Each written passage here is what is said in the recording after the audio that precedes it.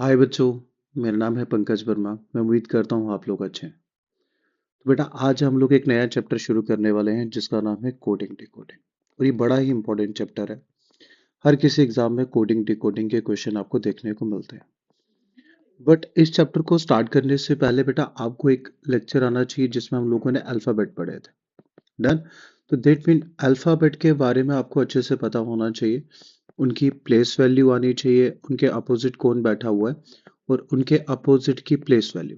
ये चीज़ें आपको बिल्कुल पता होनी चाहिए और उसी के बाद ये चैप्टर आपको आएगा। डन। तो अगर आपको ये सब चीज़ें नहीं आती है तो मैंने ऑलरेडी एक वीडियो बना रखा है, आप वहाँ जाके पहले वीडियो को चेक कीजिए और उसके बाद इस चैप्टर पे आइए। ठीक है, तो चलिए स्टार्ट करते हैं कि कोडिंग डिकोडिंग एक बड़ा चैप्टर और काफ़ी इंपॉर्टेंट चैप्टर है। इवन हर किसी एग्जाम में ये चैप्टर पूछा जाता है बेटा।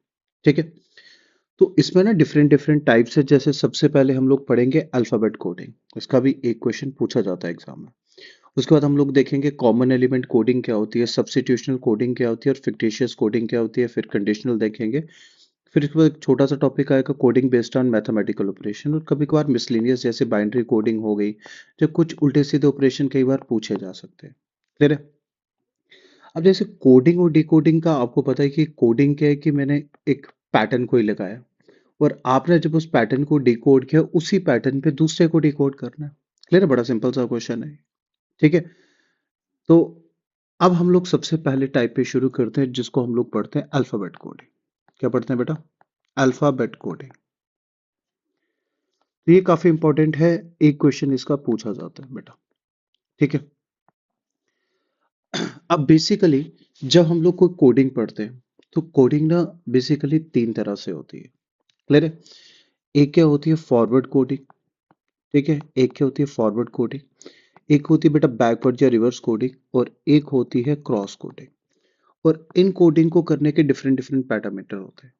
क्लियर है। जैसे हम लोग सबसे पहले एक मैं टॉपिक ले लेता हूँ कि if pencil is coded as, एक वर्ड दे दिया, if pencil is coded as,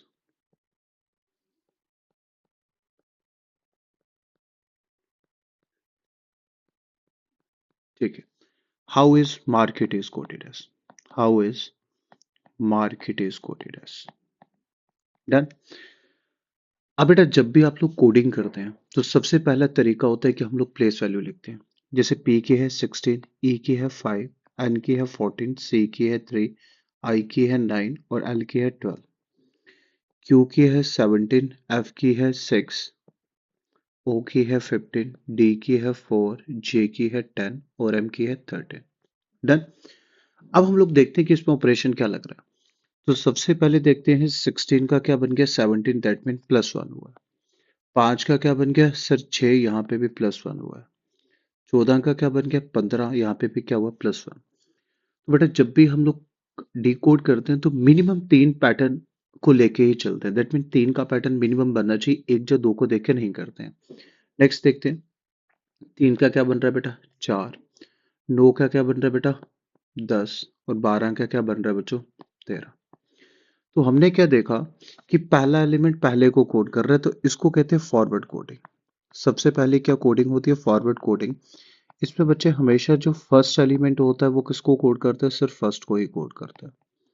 second element किसको कोड करता है सिर्फ सेकंड एलिमेंट हमेशा सेकंड को कोड करता है। और जो लास्ट एलिमेंट होगा वो किसको कोड करेगा सर लास्ट को ही कोड करेगा।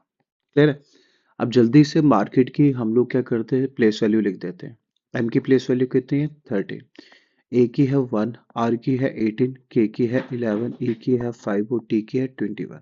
तो पैटर्न क्या है +1 का। तो 13 से यहाँ क्या बन जाएगा 14, 1 से यहाँ क्या बन जाएगा 2, 18 से बन जाएगा 19, 11 से बन जाएगा 12, 5 से बन जाएगा 6 और 20 से बन जाएगा 21। और 14 किसका होता है सर एन का, 2 किसका होता है बेटा बी का, 19 किसका होता है एस का, एल का क्या होता है 12, एफ कितना होता है 6 का और यू। डन। यू का होता है 21।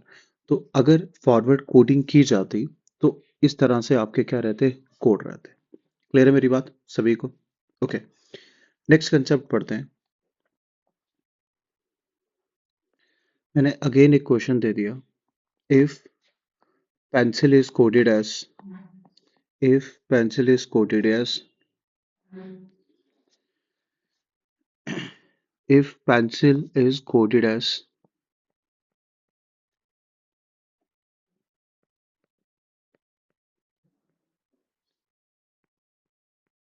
okay, how is market is coded as how is market is coded as तो सबसे पहले क्या तरीका है सर सबसे पहले तरीका है कि इनकी प्लेस वैल्यू लिखिए अब देखो मैं इसको हॉरिजॉन्टल लिख रहा हूँ तो आपकी मर्जी आप इसको वर्टिकल भी लिख सकते हैं ठीक है पहले हम लोग समझ रहे हैं उसके बाद जब क्वेश्चन देखते हैं तो उसके बाद आप चाहे वर्टिकल लो चाहे हॉरिजॉन्टल लो तो पी का नंबर कितना है सर पी का नंबर है 16 है ना ई का नंबर कितना है बेटा 5 एन का है 14 सी का है 3 आई का है 9 और एल का है 12 एम का है 13 जे का है 10 डी का है 4 इसका है 15 ओ का एफ का है 6 और क्यू का है 17 ठीक है तो सबसे पहले हम लोग क्या करते हैं पैटर्न लगाना शुरू करते हैं 16 का क्या बन गया 13 तो हो सकता है -3 क्या हो बिल्कुल हो सकता है बेटा 5 का क्या बन गया 10 तो हो सकता है कि +5 क्या हो बट 14 का क्या है सर -10 तो ये कोई पैटर्न लग रहा है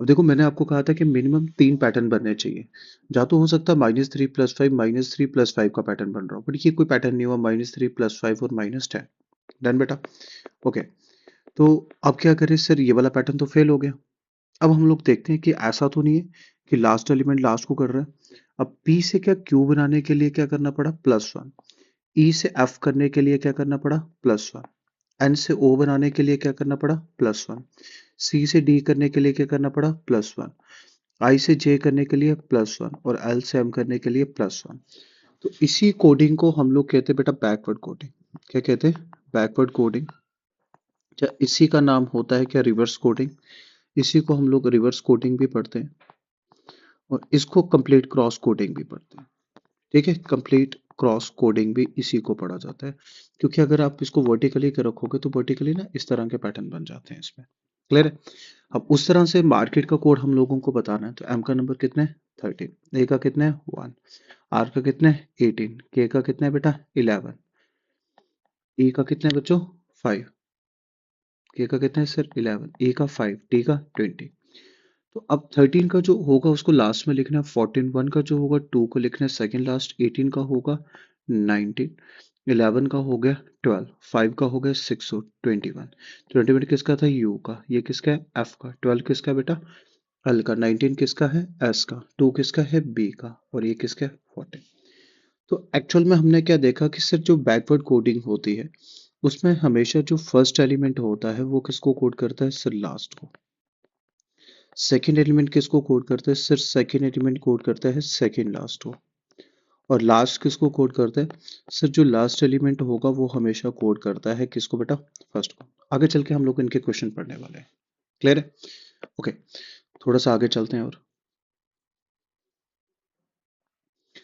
जैसे आपके सामने मैंने एक और क्वेश्चन लिख दिया जैसे पेंसिल की लिख देते हैं if pencil is coded as if pencil is coded as V K X M O R how is market is coded as how is market is coded as तो आप कोई भी पैटर्न लगाओगे इस पे कोई पैटर्न बनेगा नहीं डन क्योंकि ये जो क्वेश्चन दिया हुआ है ये मैंने कौन सा दिया था क्रॉस कोडिंग का क्वेश्चन जैसे मैंने पेंसिल लिखा हुआ है और पेंसिल का जो कोड दिया हुआ है वो दिया है we K X M O are तो एक्चुअल में ये क्या हो रहा था पी का अपोजिट था के ई का अपोजिट है वी एन का अपोजिट है एन और सी का अपोजिट है एक्स आई का अपोजिट था आर एल का अपोजिट था ओ उसी तरह से आपको जो मार्केट का कोड बताना था ए का था जेड एम का क्या था बेटा एन के का क्या था बेटा पी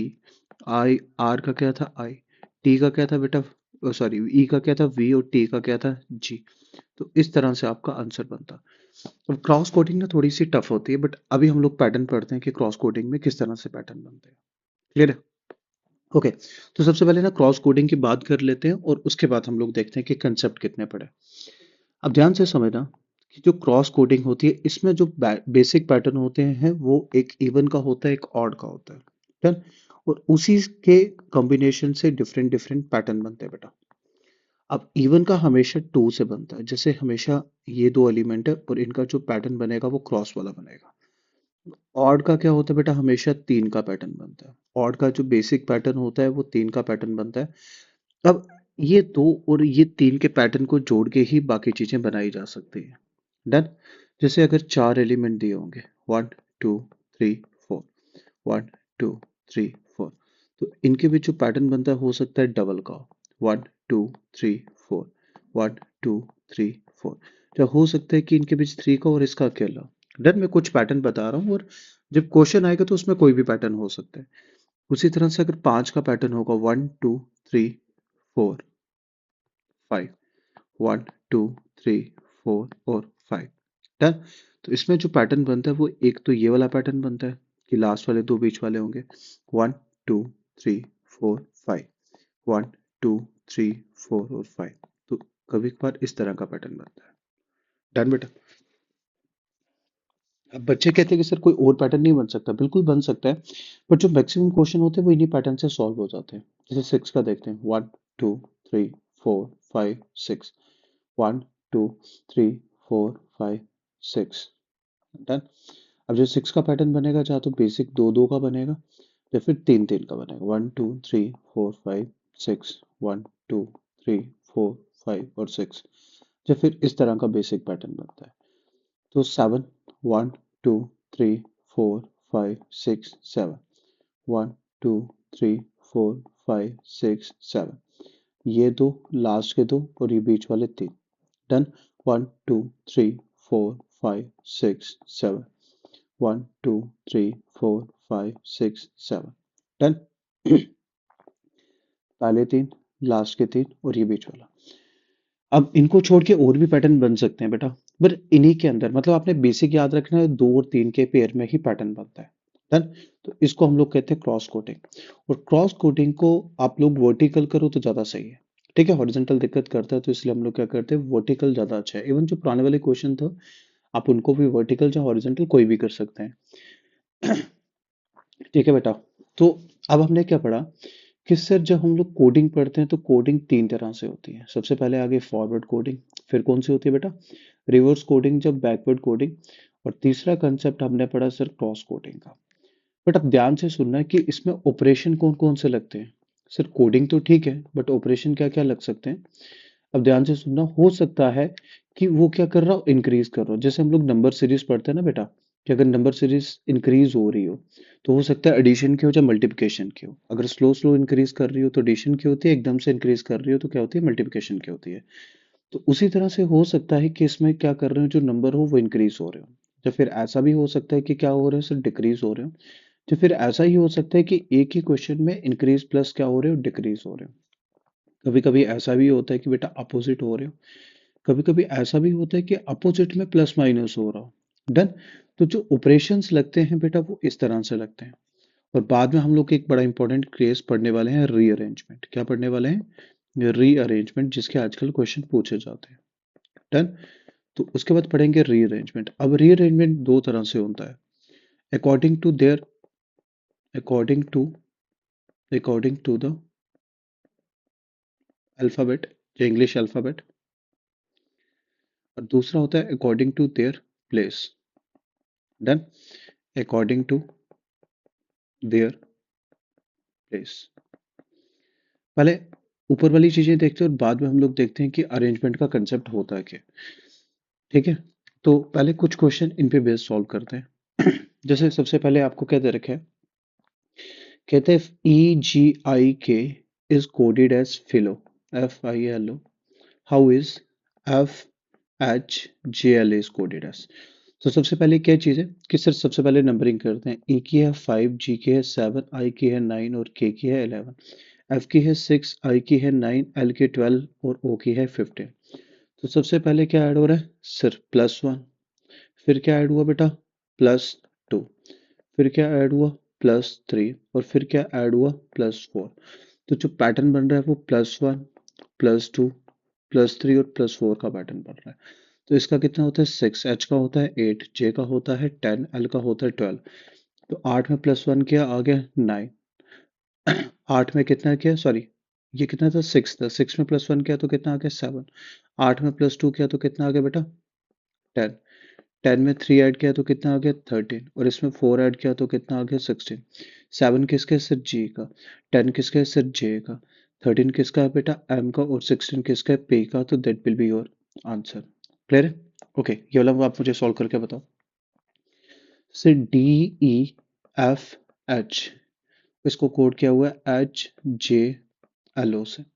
डी का नंबर है 4, ई का है 5, ई का क्या है बेटा, 5। एफ का है 6, एच का है 8, इसका है 8, इसका है 10, इसका है 12, इसका है 15। तो सबसे पहले कितना ऐड किया है, 4। कितना ऐड किया गया है, 5। कितना ऐड किया गया है, 6। और कितना ऐड किया गया है, 7।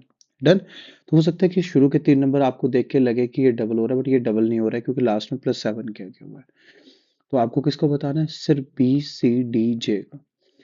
बी की जो प्लेस वैल्यू होती है वो कितनी होती है बेटा, 2। सी की कितनी होती है, 3। डी की होती है 4। और जे की कितनी होती है, 10। तो सबसे पहले कितना ऐड करेंगे, 4। ऐड करेंगे 5 +6 और +7। 2 में 4 ऐड किए 6, 5 में 3 ऐड किया 8, 6 में 4 ऐड किया 10, 10 में 7 ऐड किया कितना हुआ, 17 बेटा। 6 किसका है, सर 6 है एफ का। 6 किसका है बेटा, एफ का। 8 किसका है बच्चों, एच का। सॉरी, 8 किसका है, एच का। 10 किसका है, जे का। और 17 किसका है, क्यू का। 10। उसी तरह से मुझे ये वाला करके बताओ आप लोग। BIMN, बी का कितने हैं, 2। आई का कितने हैं, 9। एम का कितने हैं, 13। एन का कितने हैं, 14। CKPR, सी का कितने हैं, 3। के का कितना है, 11। पी का कितने हैं, 16। आर का कितने हैं, 18। तो ये कितना हो रहा है, +1 +2 +3 और +4। तो आपने मुझे किसका बताना है, सर हमने बताना है कर्ड का। सी का कितना होता है, 3। यू का कितना होता है, 21। आर का होता है 18। और डी का होता है बेटा 4। तो सबसे पहले कितना ऐड करना है, 1। अगर मैंने 3 में जैसे 1 ऐड किया ये कितना बन जाएगा, 4। इसमें 2 ऐड किया ये कितना बन जाएगा सर, 22। सॉरी 23 है ना। अच्छा, 18 में कितना ऐड करना है, 3। 18 में 3 ऐड किया तो कितना हो गया, 21। ओके, नेक्स्ट क्या था, 4। 4 में कितना ऐड करना है, 4। तो ये कितना हो गया बच्चों, 8। ये कितना हो गया बच्चों, 8। डन। तो 4 किसका होता है, सिर्फ डी का। 23 किसका होता है, डब्ल्यू का। ये किसका होता है, यू का। और 8 किसका होता है बच्चों, एच का। डन। ओके। तो सॉरी बेटा। तो ये वाला ना आपके लिए होमवर्क है, इसका ना मुझे आप लोग आंसर बताओ। क्लियर है? ओके। अभी तक हमने जितने भी देखे उनमें सब में क्या हो रहा था, इंक्रीज हो रहा था। अब कुछ देखते हैं जिसमें क्या होगा, डिक्रीज होगा बेटा। जैसे कोड दिया है PNLJ IGEC। पी का कोड कितना होता है, 16। एन का कितना होता है बच्चों, 14। एन का कोड कितना है बेटा, 14। एल का कितना है सर, 12। और जे का कितना है, 10। आई का है 9, जी का है 7, ई का है 5 और सी का कितना है, 3। तो सबसे पहले कितना हो रहा है, -7। इसमें कितना हो रहा है सर, -7। इसमें कितना हो रहा है, -7। और इसमें कितना हो रहा है, -7। तो हमने क्या देखा कि सर सब में कितना हो रहा है, -7 हो रहा है। तो हमको किसका चाहिए, BTRP का। बी का कितना होता है, 22। इसका कितना होता है, 20। इसका कितना होता है, 18। और इसका कितना होता है, 16। तो सब में क्या हो रहा है, -7 हो रहा है। तो 22 में से 7 गए तो पीछे कितने बचे, सिर्फ 15। 20 में से 7 के 13। 18 में से 7 के 11। 16 में से 7 के 9। 15 किसका था, ओ का। 13 किसका है, एम का। 11 किसका है सर, के का। 11 किसका है बेटा, के का। और 9 किसका है बच्चों, आई का। तो दैट मीन ये वाला क्या हुआ, मेरा आंसर हुआ। क्लियर? ओके, इसका मुझे करके बताओ। ORUX CFIL। ओ का कितने हैं सर, 15। आर का कितने हैं, 18। यू का कितने हैं, 21। और इसका कितने हैं, 24। इसका कितने हैं, 3। इसका कितने हैं, 6। इसका कितने हैं, 9। ओके, इसका कितने हैं, 12। तो आपने क्या देखा कि सिर्फ सब में -12 हो रहा है ना। 15 में से 12 गए तो 3। 18 में से 12 गए तो 6। 21 में से 12 गए तो 9। 24 में से 12 गए तो 12। तो फाइंड किसका करना है सर, फाइंड करना है PSVY का।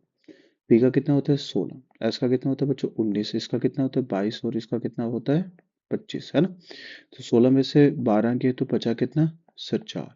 19 में से 12 गए तो पीछे कितना बचा, 7। 22 में से 12 गए तो पीछे कितना बचा 10, और 25 में से 12 गए तो पीछे कितना बचा 13। 4 किसका होता है डी का, 7 किसका होता है सिर्फ जी का, 10 किसका होता है जे का, और 13 किसका होता है बच्चों एम का। क्लियर है? कर पा रहे हैं सभी बच्चे? ओके। अब हम लोग नेक्स्ट पढ़ते हैं आगे कि नेक्स्ट क्या है। तो नेक्स्ट हम लोग देखते हैं कि हो सकता है एक में ही इंक्रीज और डिक्रीज कर रहा हो। क्लियर है? जैसे ये वाला क्वेश्चन ले लेते हैं, एम के क्यू ओ, इसको कोड कर ले एल एन पी आर से। एम का कितना होता है सर 13, के का कितना होता है बच्चों 11, क्यू का होता है 17, ओ का होता है 15, एल का होता है 12, एन का होता है 14, पी का होता है 16 और आर का होता है 18। तो सबसे पहले हमने क्या देखा -1, और इसमें क्या किया +3, फिर उसने किया -1 और +3। तो हमने क्या पैटर्न लगा दी कि -1 +3 -1 +3 का पैटर्न लग रहा है। ठीक है, तो चाहिए किसका सिर्फ Y S U W. Y का कितना होता है बेटा 25, एस का कितना होता है बेटा 19, यू का कितना होता है 21 और डब्ल्यू का कितना होता है बच्चों 23। तो सबसे पहले -1 +3 -1 +3 करना है। 25 में से एक गया 24, 19 + 3 कितने हुए बेटा 22, 21 में से एक गया कितना बचा 20, और 23 और 3 कितने हुए 26। तो 24 किसका था x का, ये किसका था v का, ये किसका था t का और z। तो that will be your answer बेटा। क्लियर है? ओके। तो नेक्स्ट आप लोग ट्राई करना जल्दी से।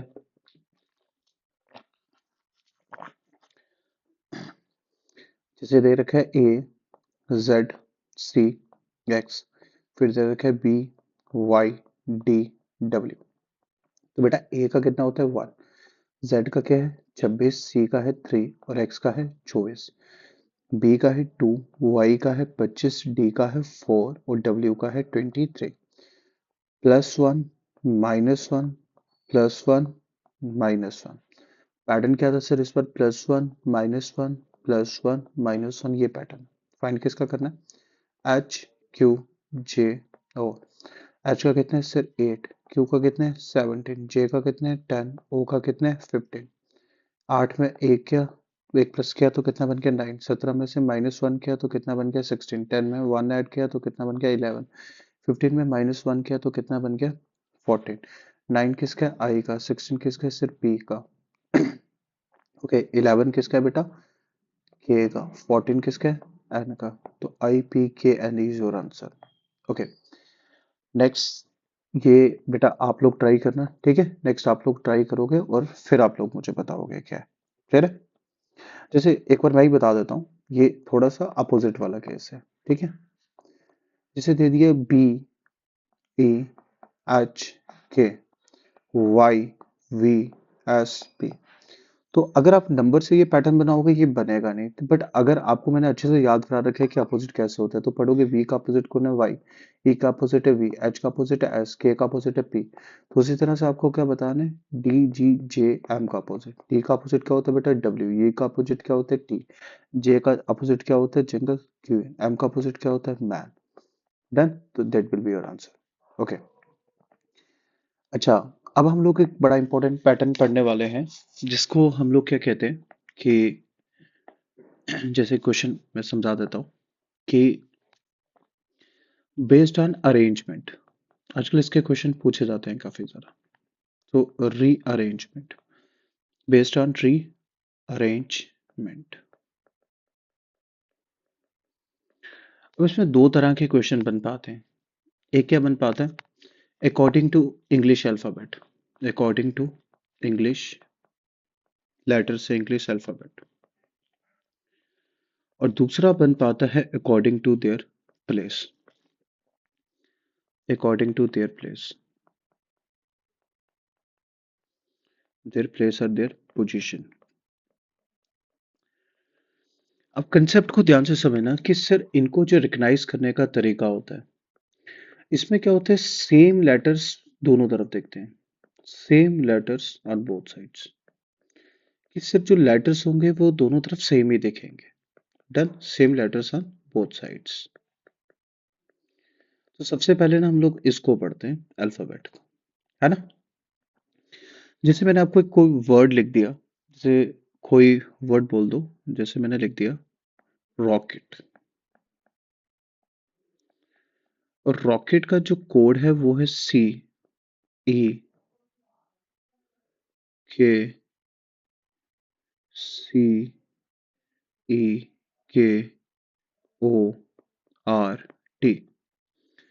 और आपको पूछा कि मुझे बच्चों पेंसिल का कोड बता दो। डन। अब पहचानने का तरीका है कि सर आर मुझे यहाँ भी दिख रहा है, ओ मुझे यहाँ भी दिख रहा है, सी मुझे यहाँ भी दिख रहा है, ई मुझे यहाँ भी दिख रहा है, टी मुझे यहाँ भी दिख रहा है। डन। तो एक्चुअल में उसने क्या किया है, इनको ना अल्फाबेटिकल ऑर्डर में लिखा है। क्या लिखा हुआ है सर, जैसे अल्फाबेट होते हैं उसी ऑर्डर में लिखा है। जैसे रॉकेट में सबसे पहले क्या आता है सर, सी, तो उसने सबसे पहले लिख दिया सी को। उसके बाद क्या आता है बेटा, ई। जैसे अगर आपको नहीं पता चल रहा तो छोटा सा कट लगा दो, ठीक है, इसके ऊपर। जैसे ई हो गया तो ई भी आ गया। उनके बाद क्या आता है सर, के आता है तो के आ गया। उसके बाद ओ आता है, ओ के बाद आर, आर के बाद टी आ गया। अब जैसे आपको पेंसिल पूछा, सबसे पहले क्या आएगा सर, सी। सी से बड़ा क्या है बेटा, ई। अब ई से बड़ा क्या है सर, आई। सॉरी, ये सी था। अच्छा, आई भी हो गया। आई से बड़ा क्या है सर, एल। एल से बड़ा क्या है सर, एन। और फिर आपका आएगा पी। डन। ओके। जैसे मैंने एक और कोड लिख दिया, कोई वर्ड ले लेते हैं। जैसे मैंने एक वर्ड लिख दिया कोडिंग।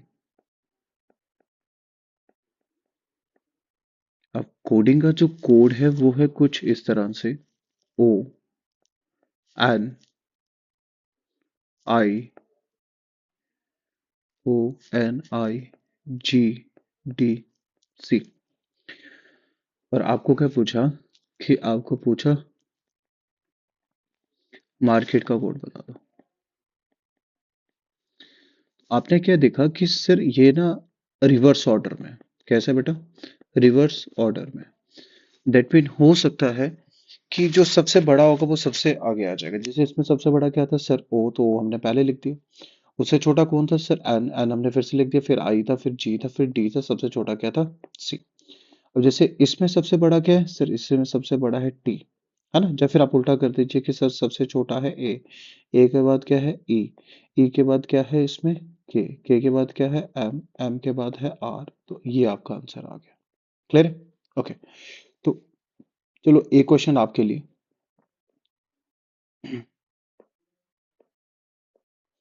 ओके। चलो एक बार हम क्या करते हैं, इसको मिटा लेते हैं थोड़ी देर के लिए।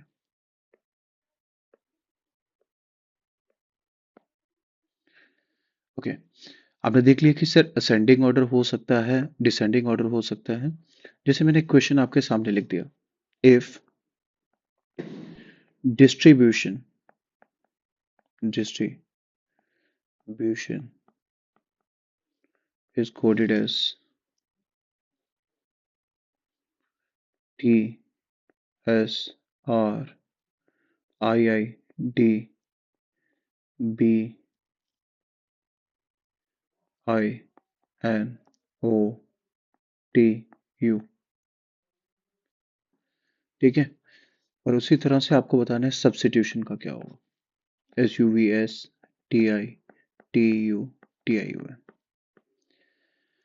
अगर आप लोग कहते हो कि ये डिसेंडिंग ऑर्डर में है तो आपको बी दिख जाएगा बीच में, है ना। बट ऐसा तो नहीं हो सकता, क्या कुछ ये सारे डिसेंडिंग में होते तो सर बी बीच में नहीं होता, बी लास्ट में होता। तो कैसा होगा।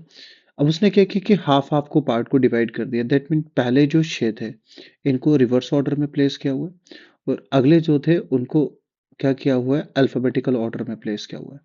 उसी तरह से आपको इनको रिवर्स ऑर्डर में प्लेस करना है। तो सबसे बड़ा क्या है सर, सबसे बड़ा है इसमें यू। यू के बाद क्या आएगा टी। टी के बाद दो एस, दो एस के बाद क्या आएगा यू। यू के बाद आएगा आई। एक सेकंड रुकना, तीन तीन छः। तो S U V S substitution, तो दो बार एस टी यू। ओके। तो ये वाला यू नहीं आएगा बेटा। ठीक है, मतलब आप समझ पा रहे हो, सबसे ऊपर आ गया यू, फिर टी एस एस, फिर आ जाएगा आई, और फिर आ जाएगा बी। और इसको क्या करना है सर, इसको हमने असेंडिंग में करना है। तो सबसे छोटा क्या है इसमें, सबसे छोटा है आई। आई के बाद क्या आएगा एन। एन के बाद ओ। ओ के बाद डबल टी, और डबल टी के बाद यू। तो ये सर बड़ा सिंपल है कि सर अगर मुझे सेम लेटर्स दोनों तरफ देखते हैं तो हो सकता है कि असेंडिंग ऑर्डर में प्लेस किया हो या फिर डिसेंडिंग में हो या फिर एक में ही वो क्या कर रहा हो, अल्फाबेटिकल और रिवर्स ऑर्डर कर रहा हो। क्लियर है? ओके। अब नेक्स्ट पढ़ते हैं। नेक्स्ट ज्यादा इंपॉर्टेंट रहने वाला है कि sir according to their position क्या होता है ना? जैसे मैं मान लेता हूँ कि एक क्लास में कुछ बच्चे बैठे हुए हैं, एक क्लास में कुछ बच्चे बैठे हुए हैं, जैसे इसका नाम है ए, इसका नाम है बी, इसका नाम है सी, इसका नाम है डी। तो अगर मैं इनको रीशफल कर दूं, है ना, जब मतलब आगे पीछे कर दूं और आपको कहूं कि इनको आपने स्पेम अपनी जगह पे रख देना, तो आप कैसे करोगे?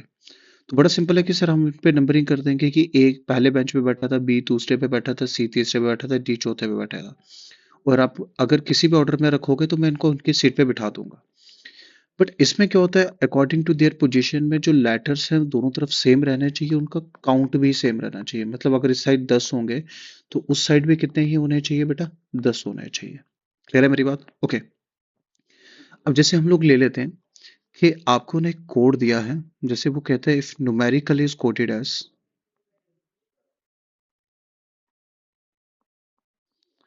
if numerical is quoted as L M U I R E A C N, आपको बताना है कि पब्लिश्ड का क्या कोड होगा। क्या बता आपको बताना है कि सिर्फ पब्लिश्ड का कोड क्या होगा। तो बड़ा सिंपल है। अब हम लोग इनकी प्लेस वैल्यू नहीं करेंगे, इनकी नंबरिंग कर देंगे, जैसे 1 2 3 4 5 6 7 8 और 9। तो सबसे पहले कौन बैठा है सर? 9 नंबर पे। एम कौन से नंबर पे है सर? थर्ड पे। यू कौन से नंबर पे बेटा? 2 पे। आई कौन से नंबर पे है? 6 पे। आर कौन से नंबर पे है? 5 पे। ई कौन से नंबर पे है? 4 पे। ए कौन से नंबर पे बेटा? 8 पे। और सी कौन से नंबर पे है? सर 7 पे। एन कौन से नंबर पे? पहले पे। तो अब हमको ये वाला ऑर्डर भी ऐसे ही लिखना है, 9 3 2 6 5 4 8 7 और 1। डन। तो इसको कर देते हैं 1 2 3 4 5 6 7 8 और 9। सबसे पहले 9 आएगा तो आंसर क्या आ गया? डी। उसके बाद 3 3 किसका बेटा? बी का। 2 किसका है बच्चों? यू का। 6 किसका है? सर एस का। 5 किसका है बेटा? सर 5 है आई का। अच्छा 4 किसका है बेटा? सर 4 है एल का। 8 किसका है बच्चों? 8 है ई का। 8 किसका है बेटा? ई का। 7 किसका है सर? एच का। और आई किसका है बेटा? ठीक है। 5 को तो हमने लिख दिया, 1 का लिखना है, ठीक है। 7 का एच और 1 किसका है? पी का।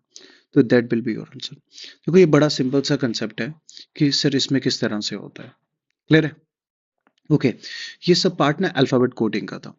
बट जब हमारे एग्जाम में आते हो तो बच्चे कहते हैं कि सर इतने सारे हमने टाइप पढ़ ली, तो पेपर में क्या अप्रोच रहनी चाहिए? क्लियर है? जैसे बेटा हम लोग नंबर सीरीज पढ़ते हैं तो नंबर सीरीज की एक अप्रोच रहती है। उसी तरह से जब हम लोग अल्फाबेटिक कोडिंग पढ़ते हैं तो अल्फाबेट कोडिंग की ना एक अप्रोच रहनी चाहिए। डन। अब अप्रोच क्या रहती है, ध्यान से सुनना। तो सबसे पहले क्या होना चाहिए कि सबसे पहले हम लोग किसके लिए चेक करते हैं? सबसे पहले चेक करते हैं कि रीअरेंजमेंट तो नहीं हो रहा है। सबसे पहले पेपर में हम लोग प्लेस वैल्यू नहीं लिखते हैं। सबसे पहले क्या चेक करते हैं कि सर रीअरेंजमेंट तो नहीं हो रहा है। अब रीअरेंजमेंट को पहचानने का क्या तरीका, आप लोग मुझे बताओ। कि सर सेम अल्फाबेट होने चाहिए, है ना? सेम अल्फाबेट होने चाहिए। अगर अल्फाबेट सेम है तो दो मेथड, मतलब दो टाइप हो सकती है। पहली कौन सी सर? अकॉर्डिंग टू देयर क्या होना चाहिए? देयर लेटर्स हैं इंग्लिश अल्फाबेटिकल वैल्यूज। तो अगर वो अल्फाबेटिकल ऑर्डर में है या फिर उल्टे ऑर्डर में है या कुछ उल्टे और सीधे में हो सकते हैं तो हम लोग उसको अप्लाई करेंगे। और दूसरा क्या है? According to their position. Done. But अगर रीअरेंजमेंट नहीं हो रहा तो फिर क्या करेंगे? फिर सर हम लोग अपोजिट के लिए चेक करते हैं। अब अपोजिट कैसे चेक करते हैं? सर मुझे अपोजिट ना दिख जाएंगे। क्लियर है? तो अगर अपोजिट से भी नहीं आता है फिर हम लोग करते हैं सर फॉरवर्ड कोडिंग। और फॉरवर्ड कोडिंग से अगर क्वेश्चन नहीं टूट रहा है फिर हम लोग करते हैं बैकवर्ड कोडिंग। और बैकवर्ड से भी नहीं टूटता है तो फिर हम लोग क्या करते हैं? Cross coding. ठीक है। और अगर क्रॉस कोडिंग से भी नहीं टूटे तो फिर वो होते हैं मिसलेनियस पैटर्न। और मिसलेनियस पैटर्न कोई टीचर आपको बता नहीं सकता है, वो पेपर में ही आपको पता चलता है कि किस तरह का पैटर्न रह रहा है। क्लियर है? तो इस तरह से आपने देखा कि अल्फाबेट कोडिंग हम लोग कैसे करते हैं।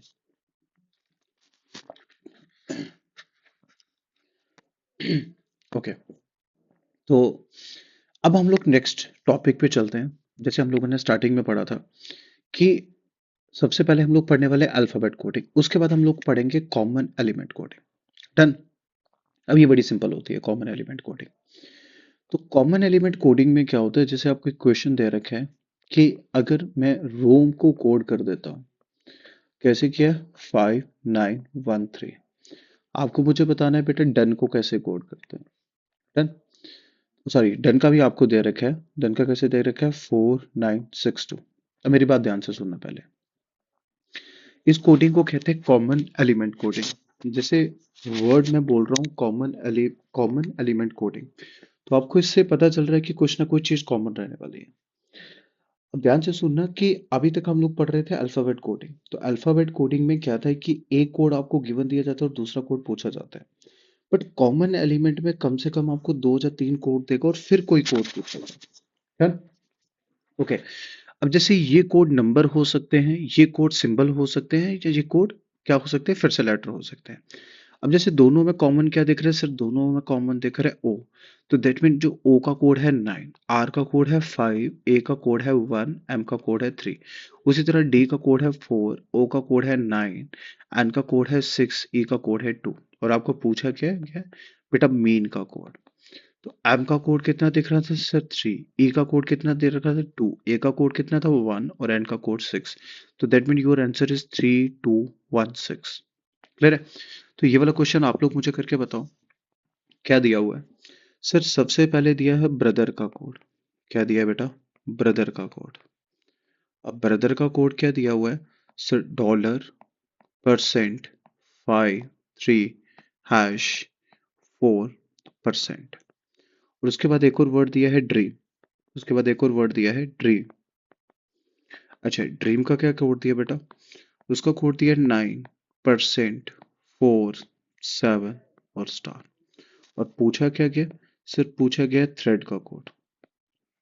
है ना? तो बड़ा सिंपल रहने वाला है कि सिर्फ दोनों में कॉमन है आर, दैट मीन यहाँ भी आर दिख रहा है, तो आर का कोड क्या है, %। उसी तरह से दोनों में कॉमन है ई, ई का कोड क्या दिख रहा है, 4, तो इसमें भी ई का कोड है। अब आपको क्या चाहिए, थ्रेड। तो थ्रेड का कोड क्या बन रहा है, सिर्फ टी का कोड क्या है बेटा, 3। अच्छा, एच का कोड क्या है, 3 के बाद ये हैश। आर का कोड क्या दिया है, %। ई का कोड दिया है 4, ए का कोड दिया है 7, और डी का कोड दिया है 9। This will be your answer बेटा। डन। ओके। तो इसके बाद का जो टॉपिक रहने वाला है बेटा, वो है हमारी फिक्टिशियस कोडिंग। है ना? नेक्स्ट जो टॉपिक रहने वाला है वो क्या है बेटा, फिक्टिशियस कोडिंग। और ये बड़ा ही इंपॉर्टेंट टॉपिक है फिक्टिशियस कोडिंग का बेटा। क्लियर है मेरी बात? अब फिक्टिशियस कोडिंग को करने के डिफरेंट डिफरेंट मेथड हैं, पर सबसे पहले मेथड हम लोग सीखते हैं, क्योंकि आपका जो एग्जाम है इसमें ये एक ही नंबर का क्वेश्चन आता है। क्लियर है? जब हम लोग जेके एसएसपी की तैयारी करते हैं तो हम लोग एक ही अप्रोच से हमारा आंसर आ जाएगा, जो क्वेश्चन होगा 1 मार्क्स का या 2 मार्क्स का। बट जब हम लोग बैंकिंग की बात करते हैं तो हम लोग सबसे पहले ना एक ऐसा क्वेश्चन लेके सीखने वाले हैं जिससे आपको ज्यादा कंसेप्ट क्लियर हो, तो इसलिए मैंने क्वेश्चन थोड़ा सा बड़ा लिया हुआ है। क्लियर है? ओके। तो हम लोग एक अप्रोच सीखते हैं, उसके बाद मैं एक और अप्रोच सिखाता हूँ, तो आपकी चॉइस है कि आप उस अप्रोच पे भी जा सकते हैं। बट सबसे पहले हम लोग देखते हैं कि सर जैसे वाटर अर्थ फिक्सिंग फूड दिया, तो इसके ये वाले कोड दे रखे हैं। क्लियर है? अब आपको मैं पूछूं कि वाटर का कोड क्या, तो आप कह सकते हैं सर बता नहीं पाएंगे, ZQ भी हो सकता है, IE भी हो सकता है, MN भी हो सकता है, इसमें से कोई भी कोड हो सकता है बेटा। क्लियर है? बट अगर मैं कहूँ कि सर वाटर, और वाटर मुझे लास्ट में भी दिख रहा है, तो अगर मैं वाटर देख लूँ कहाँ कहाँ दिख रहा है सर, पहले में दिख रहा है और कहाँ दिख रहा है, लास्ट में दिख रहा है। तो दैट मीन इसका जो कोड होगा वो पहले और लास्ट में दिखा होगा। है ना? तो बताओ जरा वाटर कहाँ दिख रहा है। तो बच्चों ने कहा कि सर जो वाटर होगा, है ना, जो वाटर है, वाटर मुझे कहाँ दिख रहा है सर, वाटर हमको दिख रहा है फर्स्ट और लास्ट में। तो ऐसा कौन सा कोड है जो फर्स्ट और लास्ट में दिख रहा है, तो बच्चे कहेंगे ZQ, बट मैं कहूंगा सर ASP तो दिख रहा है। बट एएस किस में दिख रहा है, थर्ड में भी दिख रहा है, क्या थर्ड में वाटर है, नहीं। तो जहां जहां वाटर दिया है वहां वहां हम लोग क्या कट कर देंगे, तो वाटर का कोड क्या हो गया बेटा, ये सेट क्यू। नेक्स्ट क्या दिया हुआ है, अर्थ। नेक्स्ट क्या दिया हुआ है, अर्थ। और अगर आप बच्चों को पूछो कि अर्थ कहाँ दिख रहा है, तो बच्चे कहेंगे सर फर्स्ट और सेकंड में। तो ऐसा कौन सा कोड है जो फर्स्ट और सेकंड में दिख रहा है, आई। बच्चे कहते हैं सर MN भी तो दिख रहा है, बट MN थर्ड में दिख रहा है, तो थर्ड में क्या है सर, ओनली फर्स्ट और सेकंड में क्या दिख रहा था, आई और ई दिख रहा था, इसलिए अर्थ का कोड हो गया आई और ई। ओके। नेक्स्ट क्या है बच्चों, फिक्स। तो फिक्सिंग का कोड बताओ जरा, फिक्सिंग का कोड क्या होगा? तो फिक्सिंग दिख रहा है सर फर्स्ट, सेकंड और थर्ड में। तो ऐसा कौन सा एलिमेंट है जो फर्स्ट और सेकंड में दिख रहा है? Sir M N. तो यहाँ से भी एम एन को क्या कर देते हैं? कट कर देते हैं। नेक्स्ट क्या है सर? फूड। नेक्स्ट क्या है बेटा? फूड। तो बेटा फूड का कोड क्या है बताना मुझे। सिर्फ फूड दिख रहा है फर्स्ट, थर्ड और फोर्थ में, और ऐसे भी आपके पास एक ही बचा था, वो क्या बचा था? A S. तो यहाँ यहाँ ए एस दिख रहा है, उसको क्या कर दो? कट कर दो। डन। सेकेंड लाइन में क्या बचा है? बचा अवार्ड। अवार्ड कहाँ दिख रहा है? सिर्फ सेकंड और थर्ड में दिख रहा है। तो सेकंड और थर्ड में ऐसा क्या कोड है जो आपको दिख रहा है? सिर्फ सेकंड और थर्ड में दिख रहा है बी एन। ओके। उसके बाद क्या दिख रहा है? नो। ऐसा कौन सा कोड है जो सेकंड में दिख रहा है? तो नो का कोड आ गया बेटा एस टी। क्लियर है मेरी बात? उसके बाद क्या बचा? सिर्फ वर्ड। तो वर्ड सिर्फ बच्चों थर्ड में दिख रहा है, तो वर्ड का कोड क्या हो गया सर? C D. क्लियर है? ओके। उसके बाद क्या दिख रहा है सर? कोचिंग। अच्छा, कोचिंग कहाँ कहाँ दिख रहा है सर? कोचिंग का कोड जेड एक्स होगा कि वाई एक्स होगा? तो हम लोग बता ही नहीं पाएंगे। इसका आंसर जेड एक्स भी हो सकता है और क्या हो सकता है? वाई एक्स भी हो सकता है। क्लियर है? उसी तरह से जो ग्लास है, तो जो ग्लास का कोड क्या हो सकता है सर? जेड एक्स भी हो सकता है और वाई एक्स भी हो सकता है। क्लियर है? अब आपको इन्हीं में से कोई क्वेश्चन पूछेगा, जैसे फर्स्ट क्वेश्चन पूछा है which of the following is code for no. तो नो का कोड क्या हो जाएगा बेटा? एस टी हो जाएगा। क्लियर है? इसको करने के काफी सारे तरीके होते हैं, ठीक है। तो फिलहाल आप जेके एसएसबी की अगर तैयारी कर रहे हो, जैसे एसएससी की तैयारी कर रहे हो, तो ये बढ़िया मेथड है।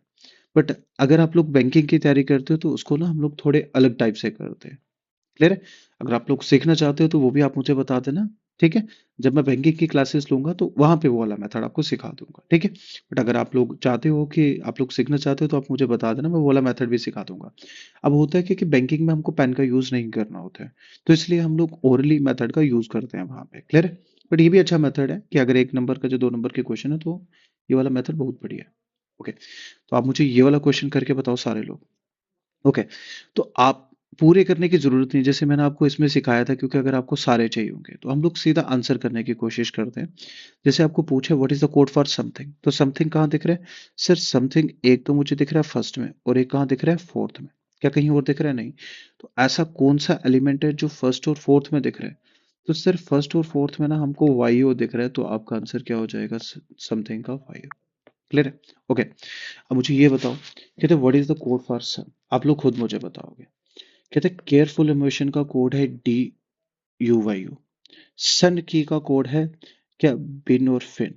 तो दैट मीन आपको पता चल गया जो सन होगा उसका कोड या विन होगा या क्या होगा? फिन होगा। अब इसमें भी सन दिया हुआ है ना?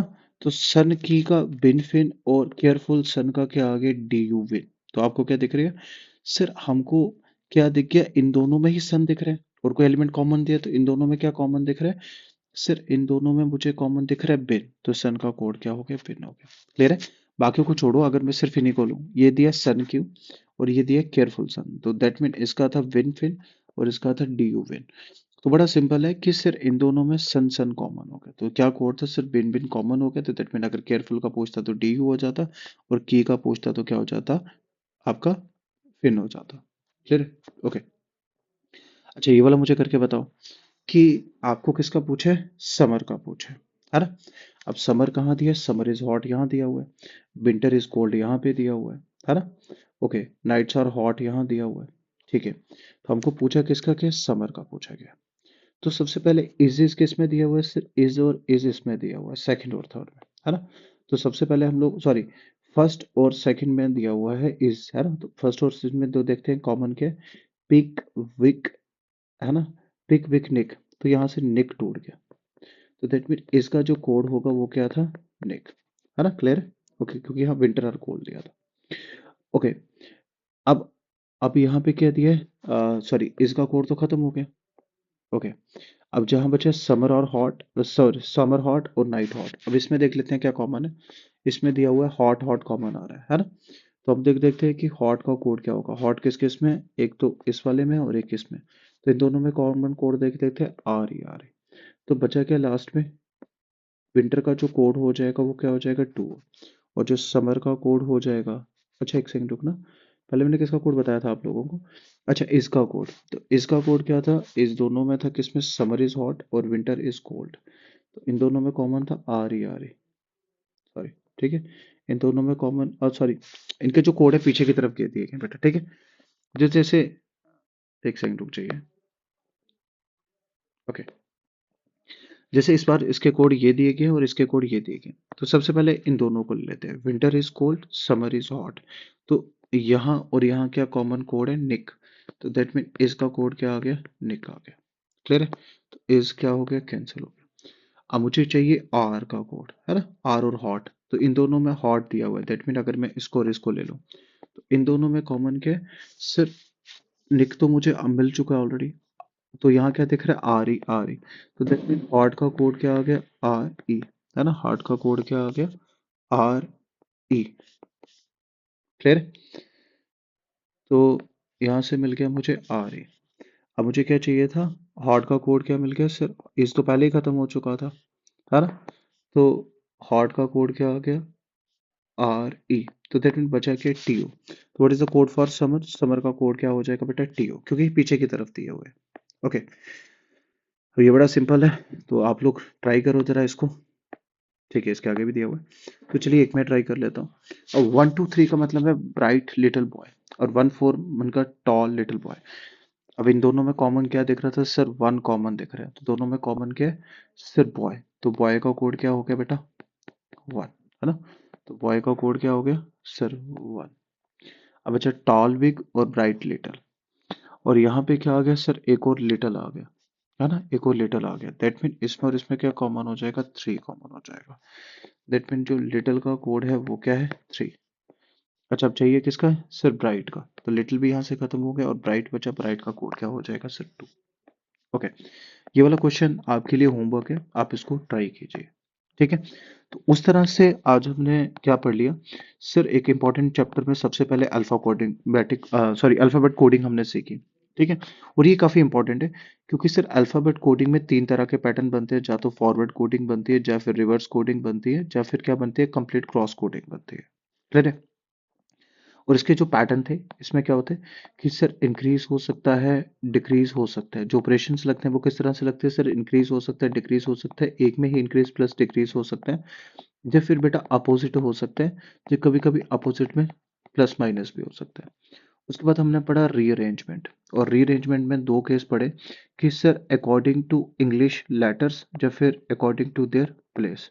और इसको रिकॉग्नाइज कैसे करते हैं रीअरेंजमेंट को? कि सर इसमें सेम लेटर मुझे दोनों तरफ दिखते हैं। डन। उसके बाद हमने क्या पढ़ा आज? बताओ जरा। तो सर उसके बाद हमने क्या पढ़ा कि कॉमन एलिमेंट। उसके बाद हमने क्या पढ़ा? Common element. अब कॉमन एलिमेंट में क्या होता है? सिर्फ 2 या 3 कोड हमको गिवन देते हैं और फिर किसी का एक कोड पूछ लेते हैं, तो इसमें कुछ ना कुछ कॉमन वेरिएबल्स होते हैं। और उसके बाद जो सबसे इम्पोर्टेंट टॉपिक था वो था फिक्टिशियस कोडिंग का। तो फिक्टिशियस कोडिंग बड़ी सिंपल है, उसमें भी कॉमन कॉमन एलिमेंट हम लोग काट देते हैं और जिसका कोड पूछा होता है उस तरह से हम लोग बता देते हैं। ठीक है, तो आज फिलहाल बेटा हम लोग इतना रखते हैं और बाकी हम लोग नेक्स्ट क्लास में देखते हैं। ठीक है? ठीक है क्लास, थैंक यू।